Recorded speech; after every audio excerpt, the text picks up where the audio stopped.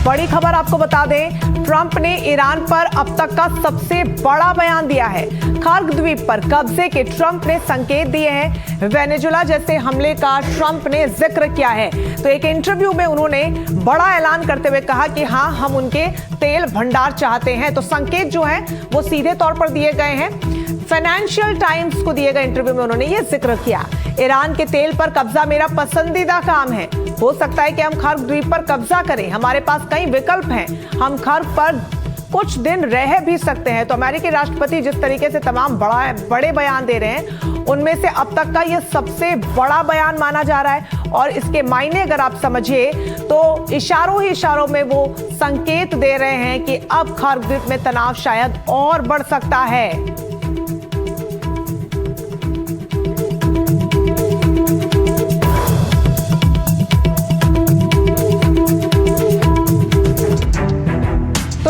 Trump खर्ग पर कब्जे की बात इंटरव्यू में कह रहे हैं, तो वहीं अमेरिकी स्पेशल फोर्सेस का युद्ध क्षेत्र में पहुंचना भी लगातार जारी है।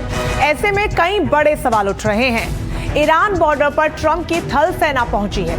क्या ट्रंप अब ईरान में जमीनी हमले की तैयारी में है? ये बड़ा सवाल है। क्या सेना उतारने के लिए 15 दिनों का सीज फायर किया गया था और अब मिडिल ईस्ट में 3500 और मरीन सैनिक उतार दिए गए हैं? अमेरिका के मरीन कमांडो यूएसएस त्रिपोली जहाज से खाड़ी में पहुंचे हैं। यूएसएस त्रिपोली अमेरिका का खास एम्फीबियस असॉल्ट शिप है, मतलब हर तरीके के हमले में सक्षम एडवांस जंगी जहाज माना जाता है। यानी इसके जरिए समुद्र से जमीन पर ऑपरेशन कर सकते हैं। 32,000 करोड़ रुपए के इस युद्धपोत से F-35 जैसे जेट उड़ान भरते हैं। 45,000 टन वजनी ये लाइटनिंग करियर के नाम से भी जाना जाता है। मतलब ये ऐसा युद्धपोत है जो सैनिक, हेलीकॉप्टर, लड़ाकू विमान और भारी सैन्य उपकरण को लेकर तट के बेहद करीब तक जा सकता है। पहले यह जहाज जापान के पास प्रशांत महासागर में तैनात था। इसमें तैनात सैनिक समुद्री और जमीनी ऑपरेशन में माहिर होते थे, मतलब लोगों को सुरक्षित निकालने और घुसकर हमला कर सकते थे। जानकार ये मानते हैं कि ग्राउंड ऑपरेशन में अमेरिका के 2 बड़े टारगेट हैं। पहला, जमीनी हमले पर ईरान के खर्ग द्वीप पर कब्जा करना, और दूसरा, हॉर्मुज स्ट्रेट के पास दूसरे तटीय इलाकों में छापे मारना और उन हथियारों को नष्ट करना जिनसे जहाजों पर हमले हो रहे हैं। उधर ट्रंप के ग्राउंड ऑपरेशन की तैयारी से ईरान और भड़क गया है और धमकी दे डाली है, अमेरिकी सैनिक आए तो उन्हें जला देंगे। तेहरान टाइम्स ने कहा, अमेरिकी सेना का नर्क में स्वागत है। अमेरिकी सैनिक ईरान की जमीन पर उतरे तो ताबूत में ही वापस जाएंगे। संसद स्पीकर गलीबाफ ने ट्रंप पर धोखा देने का भी आरोप लगाया और कहा कि अमेरिका एक तरफ बातचीत की बात कर रहा है तो वहीं दूसरी तरफ जमीनी हमले की तैयारी भी भरपूर कर रहा है। हम हर हालातों से निपटने के लिए सक्षम हैं और तैयार भी हैं। हमारे सैनिक अमेरिकी सैनिकों के आने का बस इंतजार कर रहे हैं। तो वार पलटवार लगातार जारी है। इन सब के बीच आपको बता दें कि ईरान पर जमीनी वार करना आसान नहीं होगा। देखिए, विदेश मामलों के जानकार अनुपम तिवारी किस तरीके से लगातार जिस तरीके से बयान सामने आ रहे हैं और उन बयानों के बाद जिस तरीके की तस्वीरें निकलकर सामने आ रही है वो अपने आप में हैरान करने वाली है।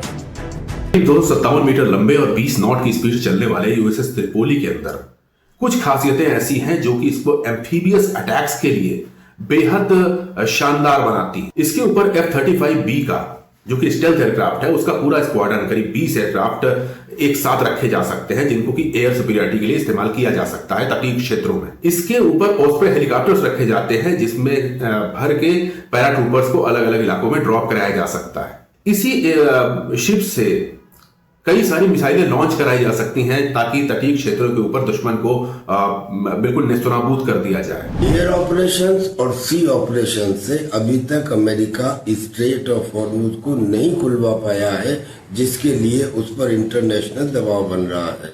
इसके लिए अब शायद वो ग्राउंड ऑपरेशंस कर सकता है, यानी उसने अपनी marine expeditionary unit with the flagship of USS Tripoli middle East में भेज दिए हैं। प्लानिंग है शायद कि कुवैत, जो खर्ग आइलैंड से करीब 200-250 किलोमीटर दूर है, वहां से ये ऑपरेशन किया जाएगा और खर्ग को पहले तो एयर बम्बार्डमेंट से सॉफ्ट किया जाएगा और उसके बाद एम्फीबियस त्रिपोली असॉल्ट शिप से उसमें कब्जा किया जाएगा ताकि ईरान का तेल रोका जा सके और फिर ईरान के ऊपर प्रेशर डाल के उससे स्ट्रेट ऑफ हॉर्मुज को खुलवाया जा सके। तो पिछले 20 सालों में मिडिल ईस्ट में अमेरिका की सबसे बड़ी सैन्य तैनाती हो चुकी है। सेंटकॉम ने एक्स पर पोस्ट में कहा, यूएसएस त्रिपोली पर सवार नाविक और मरीन 27 मार्च को पहुंच गए हैं। सेंटकॉम की ओर से पोस्ट की गई तस्वीरों में सैनिक कॉम्बैट यूनिफॉर्म पहने हुए, हेलमेट और गॉगल्स लगाए हुए नजर आए। ये मरीन मिडिल ईस्ट में पहले से तैनात 50,000 सैनिकों की टुकड़ी में शामिल हो चुके हैं।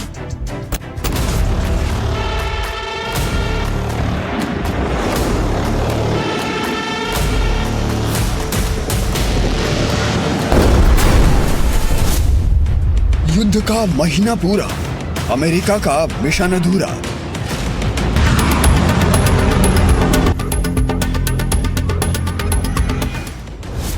अमेरिका वर्सेस ईरान, अब जमीनी घमासान।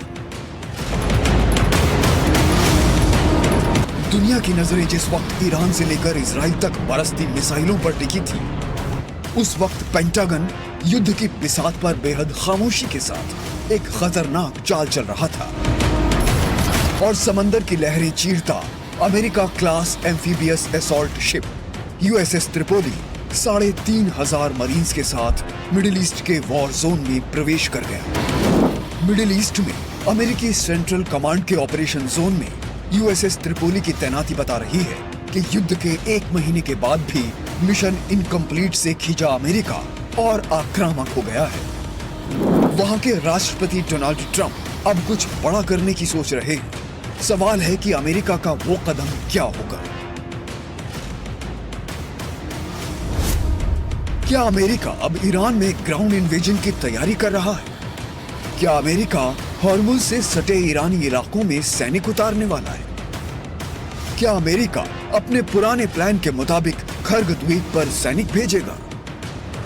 ये सारे सवाल अमेरिकी सेना के सेंट्रल कमांड के ऑपरेशन जोन में यूएसएस त्रिपोली की तैनाती के बाद से ही लगातार उठ रहे हैं। इसकी वजह बेहद खास है। दरअसल यूएसएस त्रिपोली ताइवान के पास युद्ध का अभ्यास कर रहा था, लेकिन अमेरिका के साथियों पर ईरान के बारूदी प्रहार की धार तेज हुई तो पेंटागन को अपने इस खतरनाक हथियार की याद आ गई। USS Tripoli amphibious assault ship है जो रहता समंदर में है, लेकिन इसकी मार जमीनी इलाके में काफी अंदर तक होती है। इस पर ऐसे छोटे जहाज, होवरक्राफ्ट और हेलीकॉप्टर तैनात हैं जो भारी हथियारों और सैनिकों को दुश्मन की जमीन पर पहुंचाने का दमखम रखते हैं। एविएशन विंग इसकी सबसे बड़ी ताकत है। इस पर F-35B लाइटनिंग तैनात है, जिन्हें दुनिया का सबसे एडवांस्ड स्टील्थ फाइटर कहा जाता है। इसी वजह से यूएसएस त्रिपोली को लाइटनिंग कैरियर भी कहा जाता है। इसके अलावा इस पर तैनात तेज रफ्तार MV-22 osprey tilt rotor aircraft Iran की कोस्टल डिफेंस को अंगूठा दिखाकर मरीन्स को ईरान के भीतरी इलाकों में उतार सकता है।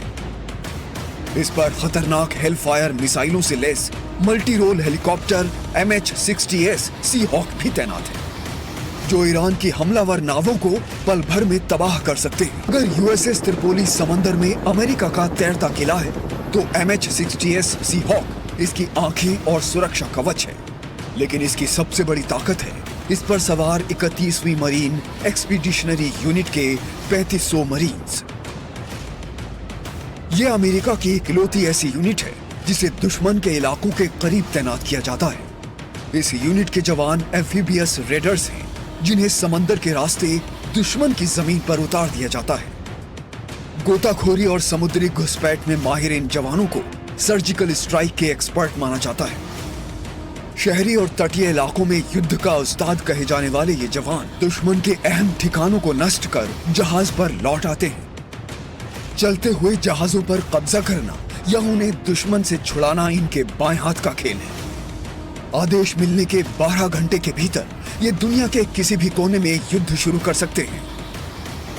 अमेरिकी मीडिया की रिपोर्ट के मुताबिक यूएसएस त्रिपोली पर तैनात इन सैनिकों को ऐसी जगह तैनात किया जा सकता है जहां से खर्ग द्वीप पर डायरेक्ट अटैक आसान है। यूएसएस त्रिपोली को बैकअप देने के लिए अमेरिका मिडिल ईस्ट के पास amphibious assault ship USS Boxer और सैन डिएगो की नेवी यूनिट भी तैनात कर रहा है। अगर ईरान ने ट्रंप की शर्तों के आगे झुकने से इनकार किया तो अमेरिका उस खर्ग द्वीप पर सर्जिकल स्ट्राइक कर सकता है, जहां से ईरान अपना 90% तेल एक्सपोर्ट करता है। अमेरिका जानता है कि अगर उसने खर्ग द्वीप पर कब्जा कर लिया तो ईरान की अर्थव्यवस्था ताश के पत्तों की तरह ढह जाएगी और फिर जंग में ज्यादा दिन टिके रहना उसके लिए मुश्किल हो जाएगा। अमेरिकी डिप्लॉयमेंट भी इसी का इशारा कर रहा है। वेस्ट एशिया में अमेरिका के 50,000 सैनिक तैनात हैं। इसके अलावा 2 एयरक्राफ्ट कैरियर भी मुस्तैद हैं और अब 3500 घातक मरीन कमांडोज की तैनाती। वैसे भी अगर यूएसएस त्रिपोली अमेरिका का सबसे घातक शिकारी है तो 31वीं मरीन एक्सपीडिशनरी यूनिट के जवान शिकारी के वो तीर हैं जो सीधे दुश्मन के कलेजे को छलनी करने की ताकत रखते हैं।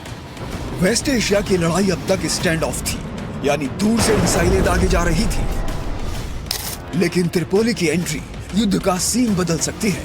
लेकिन जवाब देने के लिए ईरान भी तैयार है। इसे तो ट्रंप बार बार बातचीत के लिए युद्ध विराम की मियाद बढ़ाने की बात कर रहे हैं, लेकिन ईरान ने सऊदी अरब के प्रिंस सुल्तान एयरबेस पर खड़े अमेरिकी विमान को जिस तरह तबाह किया है, उससे ट्रंप का धीरज किसी भी वक्त जवाब दे सकता है।